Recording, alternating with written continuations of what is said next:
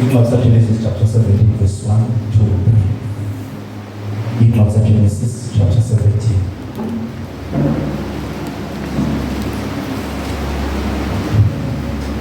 Includes Genesis.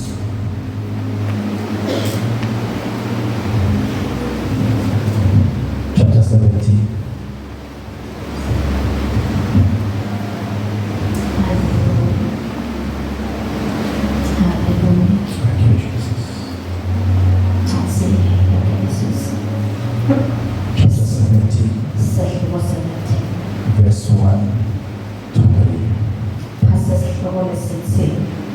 Kusonga lophawu lwesivumelwano.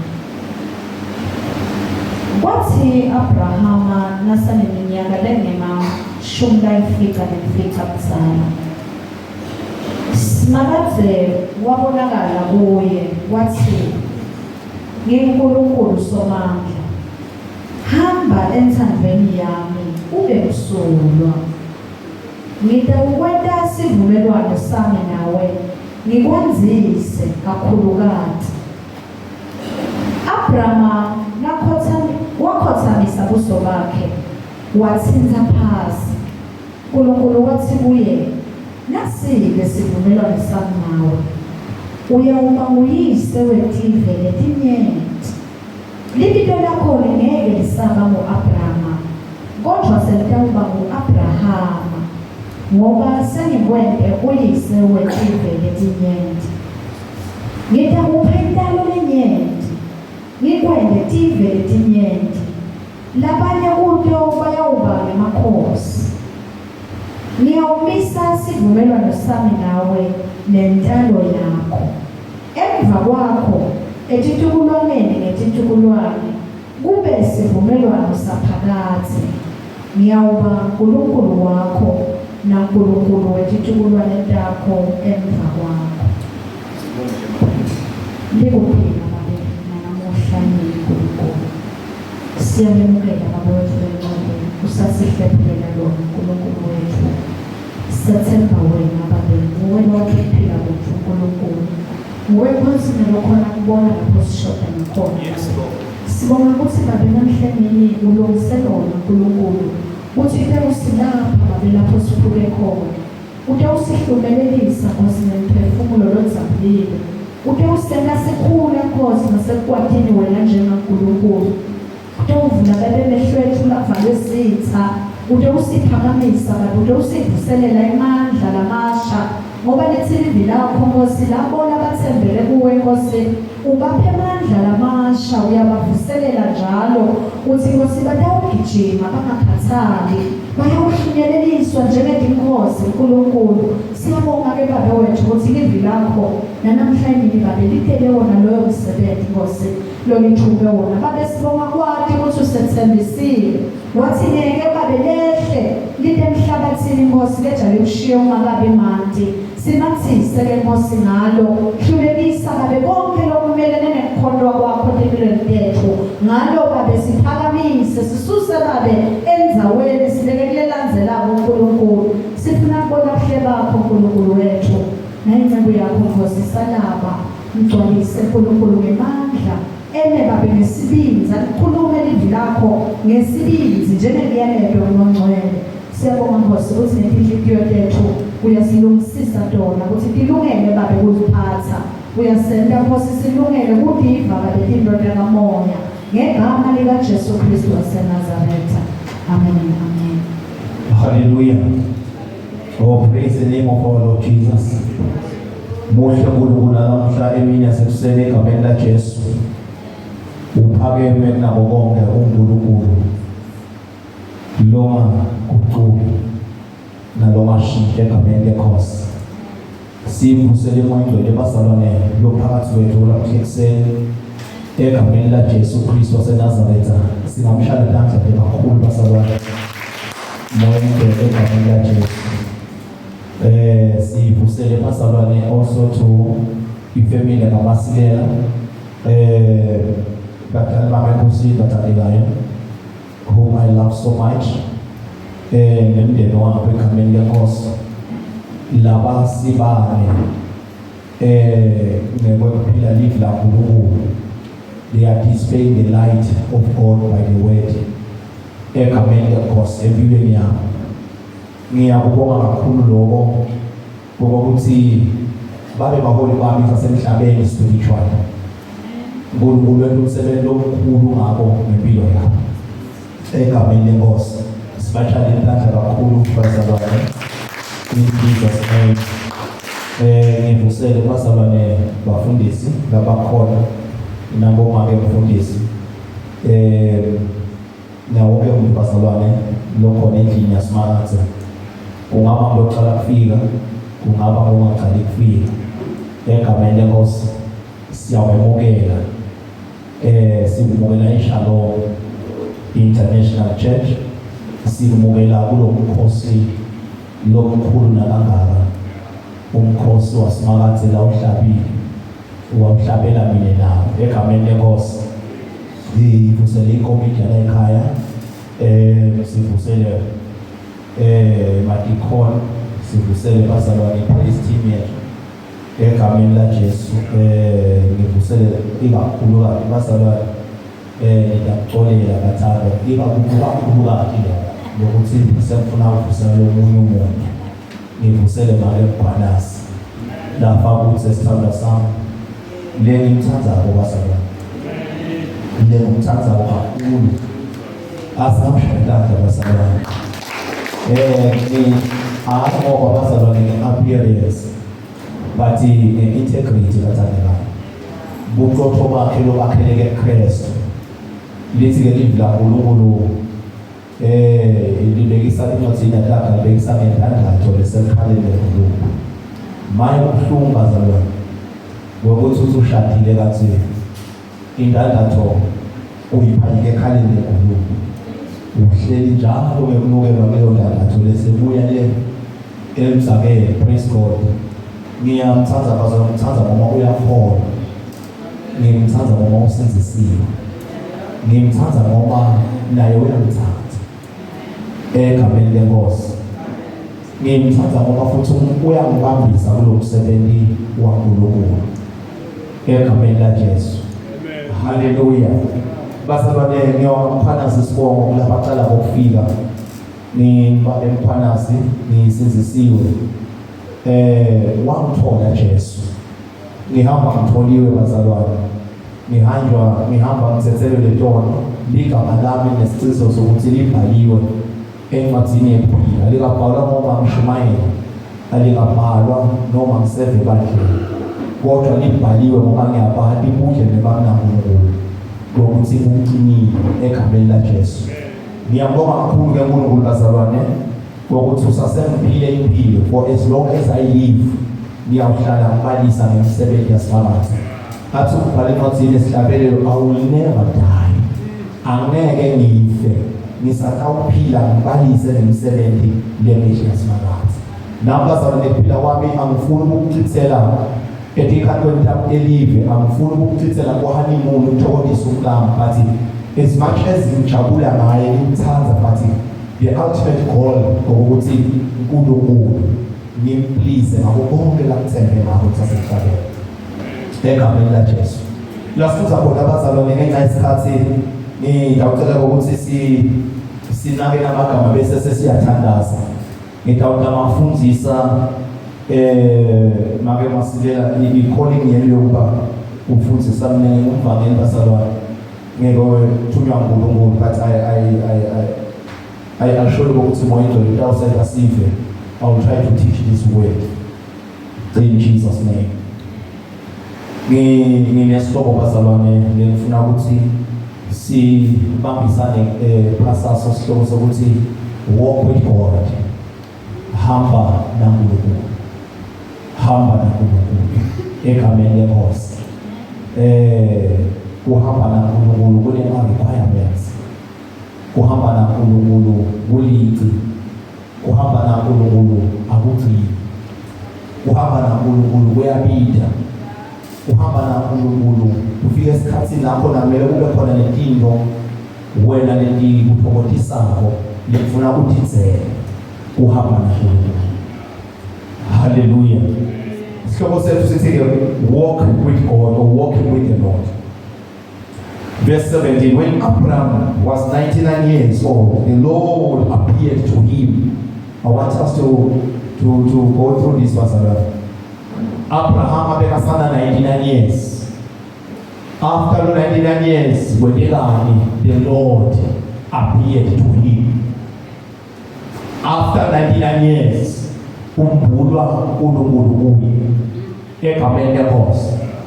are times what the Bible told us in our Christian life or the Christian journey, as God come about patient until 99 comes and make the Lord to be revealed in our lives.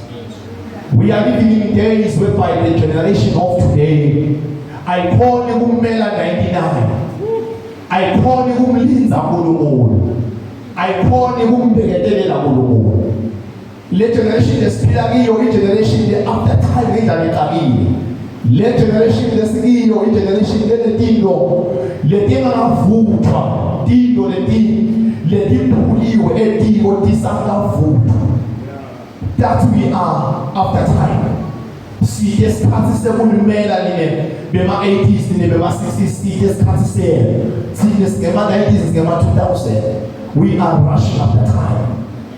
In this generation, the spirit the council of Kona will condition and police are the council of Kona Umpana, the council spirit Abulula Boguti Abubambis as a great scholar who's a home release and is supposed to a child way.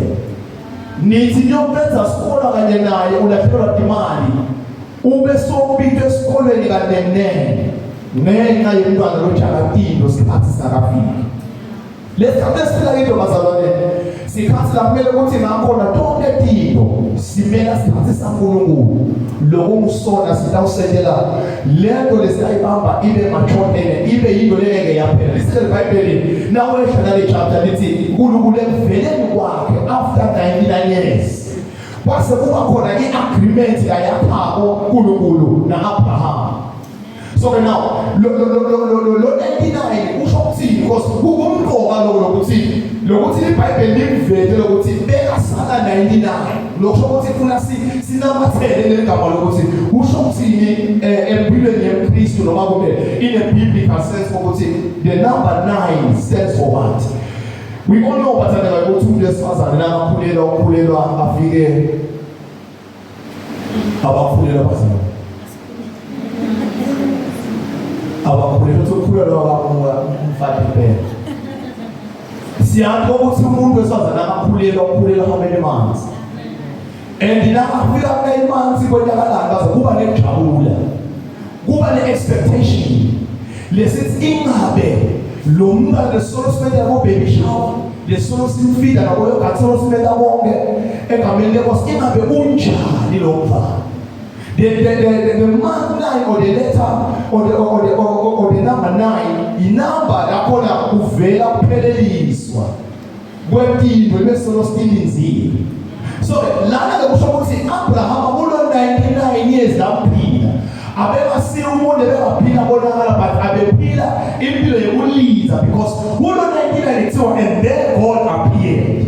Where were you, Abraham? Abraham was living a life well pleasing unto God. When I saw when you walk up, what thing Abraham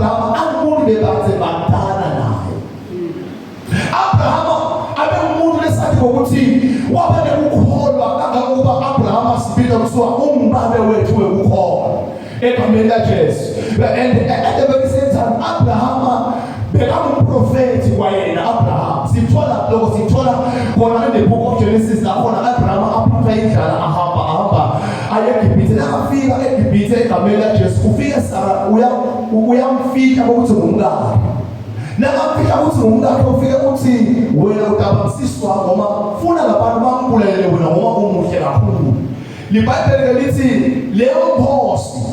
yase iba nokumthatha umfati waAbraham lokumsaba naye umthatha lafika live la uNkulunkulu lafike lathi ungasulinga umthinze Amphinde loyo umfati wemprofeti.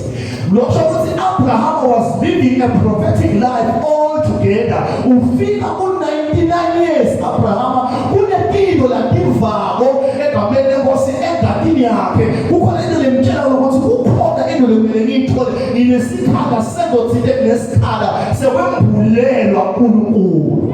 I am waiting for God to be revealed in my life. Kulo 99 years because wahlala wamela uze kubelekwe ngemazulu empilweni yakhe. So Abraham was living a life well pleasing unto God. Abeka iphili impilo yokona but impilo yakhe yayilinzile. Wawulinze njani Abraham? Abelinze kulunga Abraham. Sibona ukuthi abelungile. Lithi la uNkulunkulu lafike lamkhokha ekhathe emndenini wakhe lakhokha yena yedwana. Lase liyamkelela to walk before me blameless. Lamhlanje mina shalom ngifuna kwamedela lithi mashalom lamathi akesesihambe phambi kwaNkulunkulu singasoleli singabi nasizwe because lana ukuba nale chapter ubese ukuthi uNkulunkulu wasiwenta sethembiso. There are promises uNkulunkulu akabese uyadeda empilweni yethu. Why? Because we are walking blameless before Him egameni laJesu. So ngizinike namhlanje egameni laJesu ngithi kule number 9 inombolo lakhona kumele ukuthi nanoma sesiva ukuthi kunempilo iyaphusha nanoma sesiva manje ukuthi sibobathema ngama event but wait for 99 years in your life. I'm pleading, no matter what how hard life can be pushing in your life, but oh my God, if I'm not mistaken, what we know about this, what David Ademuda, know the boss. David the one put up to the hand, baby. Let's do let's ask somebody who will need. No matter what will happen, what is David, what is the one what is near we what people will happen, we are able. So we need the direction from the Almighty God. Now, no matter what but let's catch the 99 South African party. I see I look at when I was started the Wahaba 99 years and I'm without the way to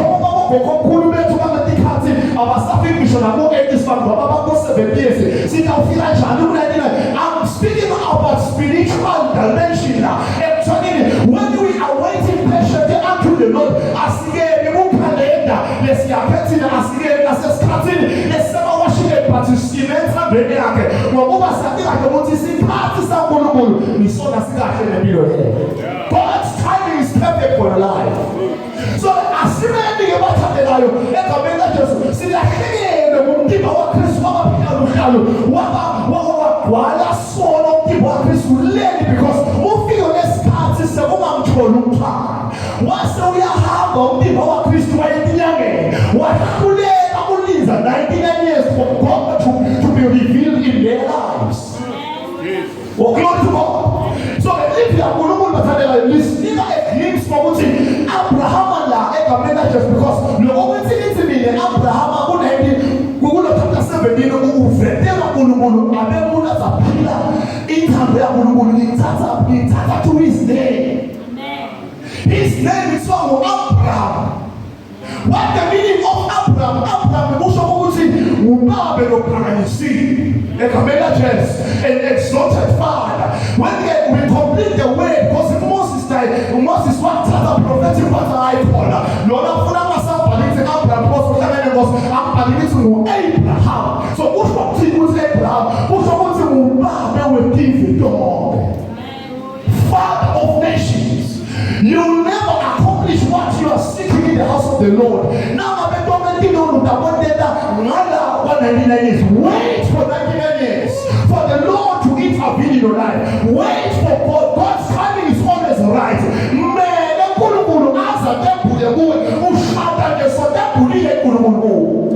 Hallelujah. We have David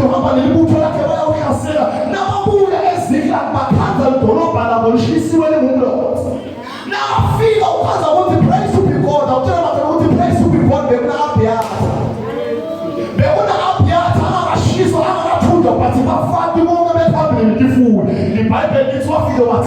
yasemprisi abyat wafike wasivulile wase uyaconsulta God. Hallelujah. Hallelujah. A man that understood ukuthi angilisusu lunyawo ngikalele into uNkulunkulu ingalambili. Hallelujah. Ingakho kubhalwa kuthiwa amkake kumbone kaJehova emoyeni. He understood so much ukuthi noma waJehova but amtendele into uNkulunkulu angakamniki credit. Le nto ngeke bosisitende sisabile kuthiwa si-Abraham. Sangamela kushinda ku-Abraham sibe Abraham. Le nto sitende sisaboJakobe sangamela kushinda ukuthi sibe Israel. Wait for God's time. Awukathi le 18 bake basebenzisa. Kukhona ngifuna singina bese sisiyathatha. Kona la Genesis. Amen. My God. Singathi sihloko sithi Abrahama wathenjiswa indodana. Singathi wabonakala ku-Abrahama ngasemaOkhini eMamre. Ahleli ngasemnyango wetende lakhe ngesikhathi sekushisa kwelanga. Abrahama wathi nakaphakamisa emehlo wabona amadoda lamathathu eme embi kwakhe. Wathi kube awabone wesuka emnyango wetende lakhe wagijima wabahlangabeza wafike wakhothama. Verse 3. Wathi banumzana mangithole umusa emehlweni enu ningayendluli inceku yenu. Ngiyalimala bake masilela neswati. Ngiyalimala neswati.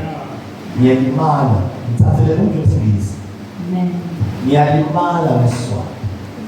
Lithi banumzana. Ukhona ufuna sifike khona. Ngibani ophethe lesingisi? Ukhona ufuna sifike khona. Lesingisi. Any version you have. Any version you have. Verse 3 because verse 3 the version now. Thousands. Yes. Amen. He said, verse 3. Verse 3. He said, if I have found favor in your eyes, my Lord, amen. Do not pass your servant. If I have found favor in your eyes, Bali, my Lord. Ngicela kufundisa babemazi. Bazalwane. Abraham bekungumzana wakhe. Angamambuleli uNkulunkulu. Abraham found favor before the eyes of the Lord long time ago. La verse 18 make phakaziva ngathi ngashaya kahle sombeni. Lithi iBhayibheli Abraham abehleli ngasethembeni lakhe ilangashisa. Nahleli ngasethembeni lakhe ilangashisa iBhayibheli lithi ahleli lelo thende wabona emadvodza lamathathu. Abona emadvodza lamathathu. IBhayibheli lithi wagijima uthe Abraham abe ngumprofeti. Wabona lamadvodza wagijima ubone ini Abraham emadvodza. Nakafika embi kwalamadvodza lamathathu ufike uyakhothama ubhekisa ubuso bakhe phansi. A sign of surrendering his life before the three men. Nakaqeda verse 3 uthi angithatha kulela kami lesingisi. My Lord, he said, if it pleases you, stop here for a while. Yeah. If it pleases you, stop here for a while. Abraham, iBhayibheli lithi lisitshela kahle ukuthi uma ube madvodza lamathathu bedawuwe. Ukuthatha uverse 3 to address emadvodza lamathathu ukuthi uNkulunkulu. Ilapho lebonakala ilapho lemistry lokuthi Abraham abengumuntu bekazibeka sensitive in the spirit. Wakhona ukubona beyond amadvodza ukuthi this is God walking before me, walking towards me. Kuna ngifuna ngesidlo bese siyathatha. Kuna nenza banaye prayer bathanda. Asale sitele ngenza baye prayer. Yini ukuthandaza? Isinto nje ngone ukuthi yini ukuthandaza? What is praying?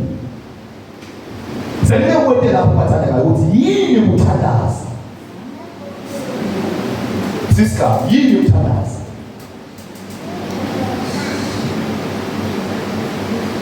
Makumazi. Ubayibale ngokucala. Yebo ma. Ukhuluma naNkulunkulu. Lomunye uthi yini ukuthandaza? Yena ucabanga ukuthi yini ukuthandaza? What is praying?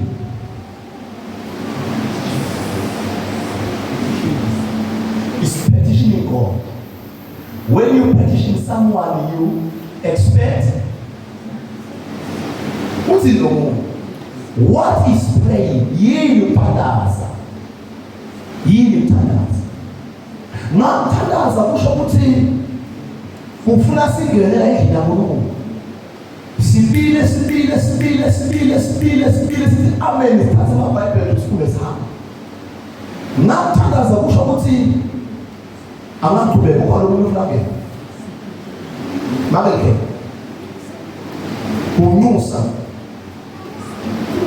Unyusela uNkulunkulu. Kusho njalo makeke. Bazalwa babezinisi. Usukhulu. Uyalalela ukuthi uthini yena. You don't just talk and leave it there. Bese uyalalela afterwards ukuthi le instruction yakho uthini kuyo after you go to Simshayela.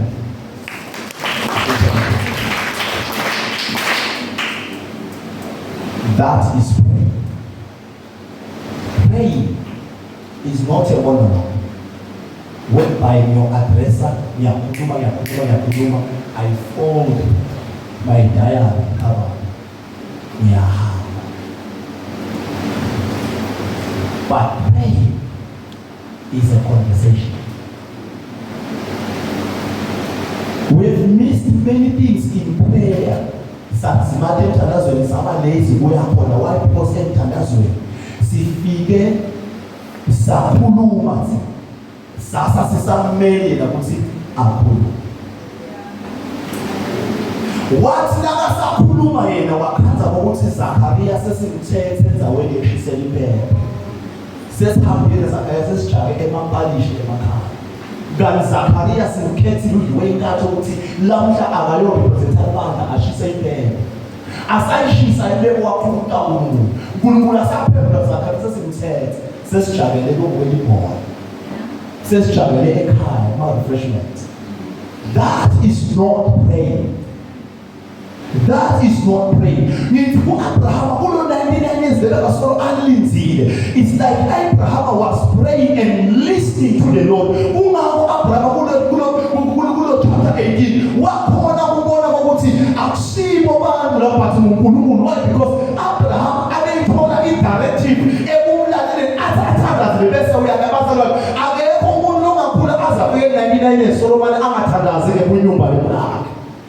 Lokho ukuthi Abraham abesolo bathandaza ngesimo sasekhaya, but simo sasekhaya saSolomon esiqhubeke njalo egameni laJesu. Lokho ukuthi ekuthandazeni kwa-Abraham wase uba umuntu lodevelopa i-art yokumlalela uNkulunkulu asakhulumile. Wathi asabela uNkulunkulu ase uyamvetela because emthandazweni lapho uphuma khona sona simayile ungene ubitha bese uthi ayikosi iyakhuluma yathi fear not, I am with you, because ubese uyayithola Abraham lived a life well pleasing unto God. Abe umuntu engathandaza ekuthandazeni kwakhe wanikwa imali ngothiwa ekuthandazeni wakho uyakuphendula nesimo lesanje. Ngiyiko bathi nakasibona lesimo warasha to what the three men wafika wakhotha. So ukukhotha you only bow to God. So if uNkulunkulu usafika wathi my Lord, if I have found favor in you, stand for a while. Hallelujah. So when we pray, asidi uNkulunkulu sithe sitomamba ngapongwana. Sithe kutomendisa into ngesikhathi sethu simsheshisise ukuthi yena uNkulunkulu. Kusiyami ngizakuthandaza kakhulu. Ikhuluma kakhulu ngoba lenza ukuthandaza yenziwa ngemakholwa bezizwe. Balethe lamavesi nayo lomdzala ukuthi isuku lakhe isola ukuthi ngawabhalelani namavesi kahle. Kula sisive nasi insapho yaso leqinile. Una sisivela sitawuta sesigwegwile ngoba sesisebenzise amavesi lengakamele ngabe siyawasebenzisa kule timo labakhito. Ushito wena ngosiko ukuthi thine sidivu dedlelo lakho. Sale wena ke ngosiko ukuthi le ndlelo silibona. Prove that you are God. Ushito wena ngosiko ukuthi lotsinza mina utsize inhlambeli sona. Njengoba sabane selifikile la ekhaya ukuthi ufakale enkantolo prove that you are God. Simbalisele umuntu basana. Simbalisele. Usabe bahlinza we are petitioning God. Now petition ke bathane ba. Awubhali into lo muntu akathatha akayifunza vele athi wokazi uhlanya ngalolu uthathe ufake edustbin but ubhala kahle ngalesimo sakho noma ngale request yakho uyibhala kahle wendele ukuthi usampetishile bese uhamba uyoliza uyathi ukuthi iyabuya into report ngibhale kahle. Mphathi bengicela uphathi wekuthi imali sale usibukela uphathi unako lesikhala ngako sisebele ubhala kahle uyathi ukuthi nakufike umuntu afika afunze abone inhliziyo lethobekile as you are petitioning uphathi.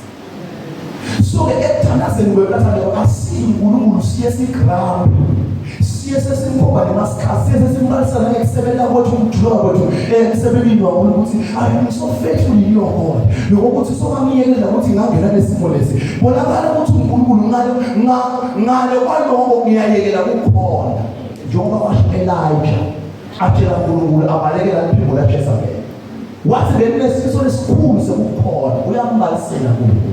That is not praying. It's a way to amazon ngicela kwedlula kulo ngoba sikhuluma ukuthi we are walking with the Lord. Uma sihamba naNkulunkulu angeke ukhone kuhamba naNkulunkulu uma siza nothandaza because uNkulunkulu ukhuluma nemizalwane emthandazweni umnika imanyuane kuhamba nema road signs alomgwaqo emthandazweni. So now prayerless, you won't be able to please God. I think ngaphandle kokukholwa angeke saphona manje uNkulunkulu umthokozisa. So ke kuze simthokozisa uNkulunkulu kufuna sithi sisafuna umthokozisa sihamba phambi kwakhe sithi sihambe siba nesquad ngokuthandaza. David abe umuntu bekathandaza. Abe masuki ahambe aye njengomuntu ukuthi umsuku ayisuku aye kokulathini abe mbuda uNkulunkulu ukuthi niye that was prayer bese uyathula ala ukuthi uthini uNkulunkulu. Siyabona ethini lokho lefafana. Siyabona. Sifila lekhina uNkulunkulu sike sibhaste inthangaze emva lokuthi ya athe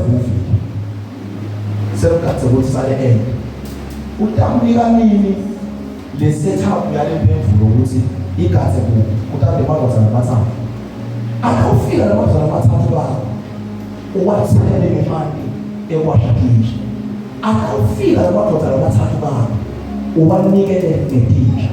Why? Because in your prayers unesikhathi sokulela ukuthi uNkulunkulu uphendula uthi sisahamba naNkulunkulu bathandeka asihambi ngekwethu. 1 John chapter 2 verse 17 asihambi ngekwethu ukukhonza kule ndlela but sihamba ngaye Kristu kule ndlela sithi makuthi kube nguwe losibona ukuthi baba ufuna simjabulise because baba ulake emuva uyasilandzela ubuka phamba kwethu sihamba njani. Amen. Amen. 1 John chapter 2 verse 17. Yes. Live liyendlula netinkhalo kontalo. Kodwa lowo olowela inthando yaNkulunkulu uyawuphila kuze kube phakade. Kwendlula live netinkhalo kontalo. Lokusele sahamba abantu lesikhona ngokuma sahamba phambi kwaNkulunkulu sisena sathi sahamba phambi kwenkosi sahamba nenkosi yasezulwini sabona ngathi into iyasishiya sabona ngathi into likaze liphele lesikhathi singakafiki egameni laJesu sisena sahamba nenkosi uNkulunkulu asibekele ukuthi walk before me blameless egameni laJesu and I will bless you. Sabona phamba bo-GD6 sabona kwazi ukuthi utaza expire GD6 ningakamthenge angihambe kuyawulilisa sahamba sayofuna live lelendlulayo live sekandlula nemakhola because akakakhona emakhola kumeka 99 Asimlizeni uNkulunkulu emthandazweni egameni kaJesu. Sithi noma sesithandaza kuye nathi kumbhali ningakhathazeki ngalutho. Utotonke izizwe lehlupho lenu athathiwe uNkulunkulu bese uthi bese niyalinda ngesineke. Uyalinda inuwele emthandazweni wakho njengoba soqalile ukukhuluma ukuthi le nto yokuthandaza le nto yaNkulunkulu le yaseshalom ayisebenzi ngiyayiyekela sekuqala manje ngiyodila ngiqala manje ngiyodayisa egameni laJesu emadrasi ngiyovula ibhokisi store ngiyovula sport egameni laJesu because le nto yokukhonza uNkulunkulu ayikaki ibuzele izuzo ulindile yini na. Have you developed the art of listening in prayer now? You need to listen in prayer. Emthandazweni kukhulunywa nawe wena lothandazile.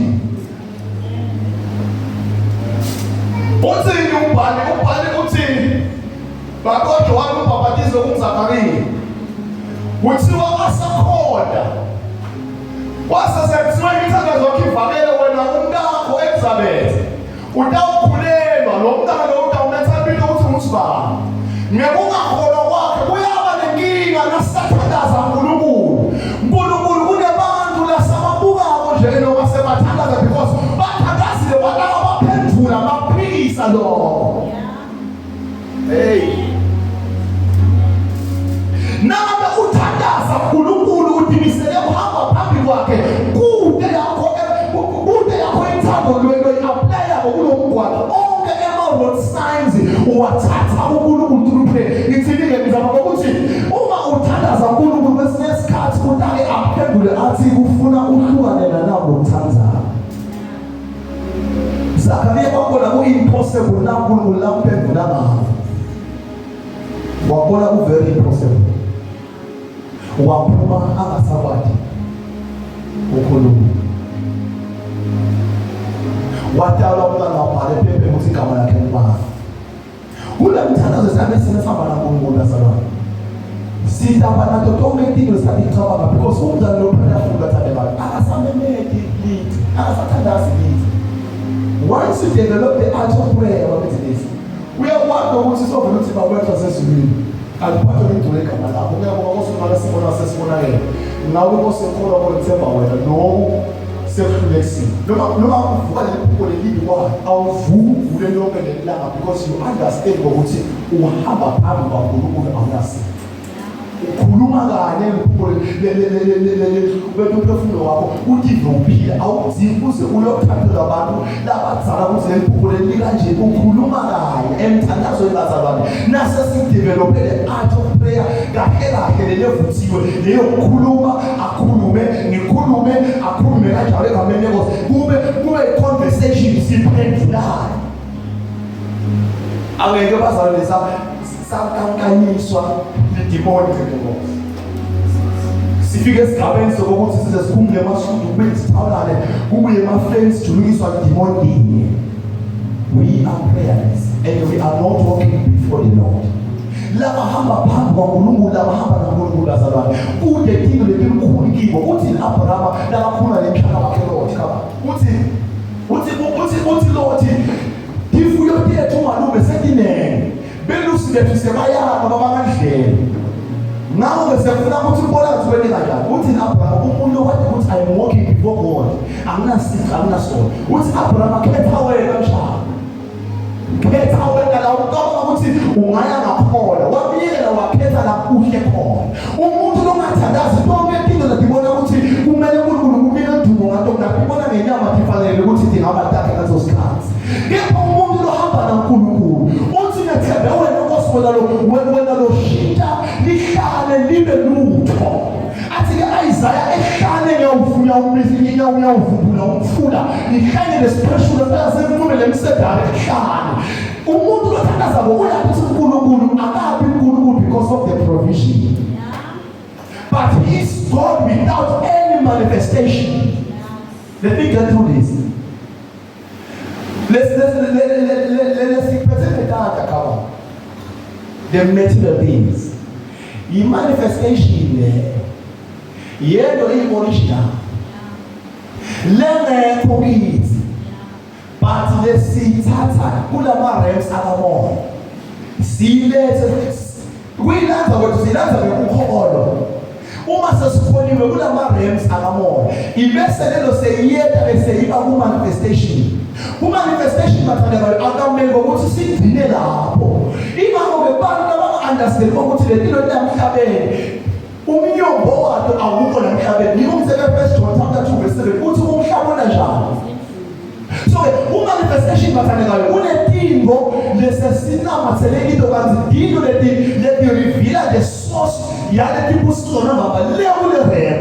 Ngiko ke namela ukuthi nangabe umzana ukhonda wathi uNkulunkulu uhamba phambi kwakho wakho ukuthi abakhethe baqede khetha namkahle khona.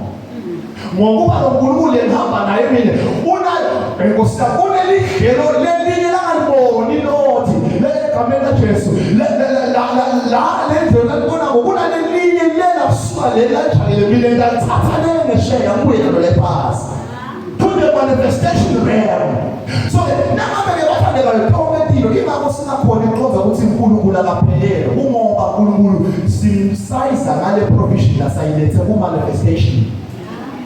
Bana baka-Israyeli babe bayiphuthisa imana egameni laJesu. Babatshela ukuthi bathi ningayiphutheli ikusasa egameni laJesu ngokuthi bebasamukaka ukuthi le mana ayisiyo lethambe khona namhlabeni kule manifestation realm. Le mana ithambe kule spiritual realm egameni laJesu. Futhi Moses ningayiphuthi niphutheli ikusasa because of they never understood egameni laJesu ukuthi la isikhona ineni kanganani. Bathi hayi Moses nasifile indlela asawethembe wena asawethembe sitayiphuthisa. That is what is happening in our lives. uNkulunkulu sihambe sakolo ngokuthi lo 50,000 andikela lo ufuna ngiphiqhabakele ngokuthi lo 50,000 I need to give more than 2 years ngalo 50,000 forgetting lokuthi lo 50,000 uyi reflection yabo 50,000 labanengi kalamoya. Walk with the Lord. Walk with the Lord. When you are praying, you take a minute to go. The Bible is not in Genesis. Enoch. What happened?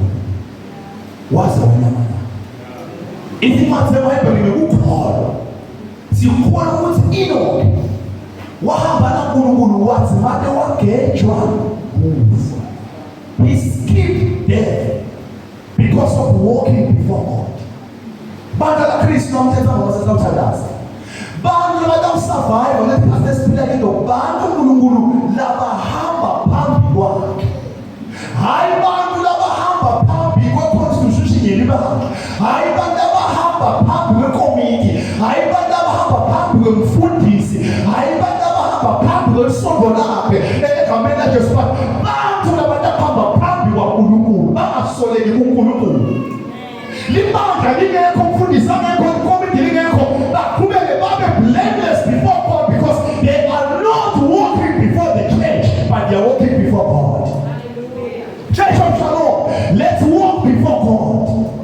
Nasaba phambi kwaNkulunkulu angeke siphile impilo yokubhatha impilo yokuthi angekho umfundisi masilela egameni laJesu ngiyawubeka nawe phakathi nawe egameni leBoss. When you are walking before God you will be directed by God ngokuthi lokho sokwenda asasizana. We are kudala kakhulu bathandeka. When we speak of walking make masi asikhulumi ngokuthi kufuna sale kuze bonakala make khaba ukuthi hamba la kuNkulunkulu. Noma sesidibana siteke edolobheni eShoprite. Yeah. Jobasti beneto. Sawubusela ngokamnandi. Abamele ukamdibana nawe ekhaya. Unjalo umkhonasi. Hallelujah. Yinkosi yakho esinakho.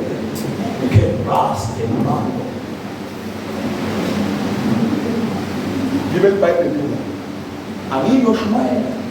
Yokushopping enkani. iBhayibheli. Ngifuna ukubonakala kwaZithile. Ngule ngenwe. Ngiphila lena. Athi umbhalo bantwana bayala athi ningalingisi baFarisi. Laba hambe imakethe bagqoke impulamula dawo letibhenze. ngedike bakivakaza bahambe lamathi again egameni laJesu beni imithandazo lemide lamakethe bena mazi ukuthi they have their gospel there lithi labantu nabo baphindze futhi banekucinzetela baza abantu bababophela imithwalo lelukhulu bathi abayiphakamisa kibe bona bangakhona ngisho nekuphakamisa nokufuna bangaqinisa lithi iBhayibheli babophele ngisho imithetho la ebulilana egameni laJesu. So lokuhamba naNkulunkulu lokusho akusiko lokuba staunch, akusiko lokuba spiritual giant. Ufune ukuaksishona impumelelo egameni laJesu. Noma sivuselana abantu babe intimidated ekhathe shobha dishaye Jesus yavusana khabo sethi limi babetilimi nawe uyakuphekula nami yakuphekula bafuna kushaye tilimi sesibambele ntando ngalele thilena nami sizama kusho we are showing off asisibo bane sihamba naNkulunkulu senda kungazi ukuthi sihamba naNkulunkulu. Walking with God akudingi ukuthi kuze wena awukhulumi babenzi awukhulumi lokuthi ngaba naNkulunkulu amalanga ngithathe 40 days 40 nights ngaba nenkosi amalanga ngithathe awukhulumi uyawubona bandaka kwabo ukuthi noma sidlala khona into leyo ngezamalanga. Amen. Yebo iBhayibheli isifundzisa ngisho nebusila ukuthi noma usili awuphumi uhambe umahlangana fithi uyagqobisa ugeze ugqobise ukame nabe umake ulezinto zakhona unukele kahle uphuma uhambe edolobheni uzilile asizini ukubona ukuthi wona lapha ungilozilile egameni laJesu because ngekufuna kuvele ukuthi wona ukuyiphi inkonzo naNkulunkulu lenkonzo yakho umvuzo wazo utholile. But abantu labahamba naNkulunkulu lesebanelwazi ukuthi yini ihamba phambi kwaNkulunkulu naNkulunkulu kodwa abantu abathula bese khuluma imisebenzi ukuthi lengozihamba naNkulunkulu ihamba naNkulunkulu bazafuna imisebenzi esiyelekile kaNkulunkulu.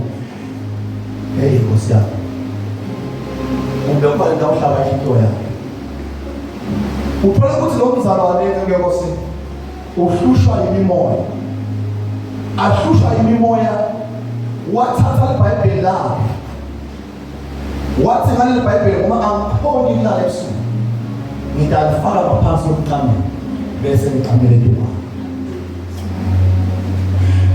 engqondweni yakhe uthi njengoba sekubekele iBhayibheli la phasi kwalomqamelo kusho ukuthi angeke saphupha kabi ngomoni wakhe ngoba sekubekele incwadi lengcwele leyaphefumulelwa bani uSibabathi. Kanti namhla ntombe bethele ukuthi when we want God to fight over our lives wena kwakho hamba phambi kwakhe ungenasici ungasolele esikuhamba yena he's behind you uyakubuka ukuthi uhamba njani esikuhamba yena uyakhubabekisa ukuthi umntana umsashonda kanjani awudzini ukuthi uze uqabanga ukuthi njengoba lencwadi lengcwele inephefumulele kuyikhuluma ngaye nangibeke ngaphansi kwemntana usenzelana bodikolo shangeke bakuhlube bakahlube uyibeke ngaphansi lencwadi lengcwele kwemqamelo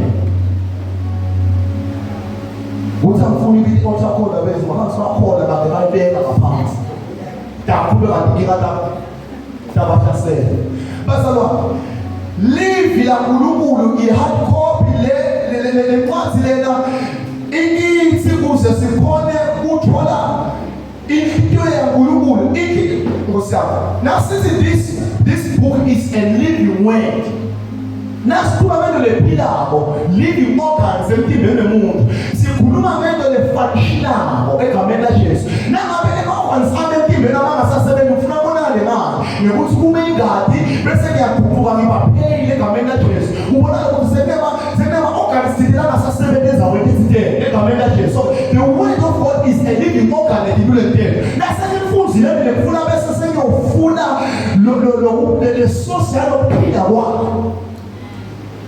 Amen. Uyabona abantu basiyana eBhayibhelini akusinguluko incwadi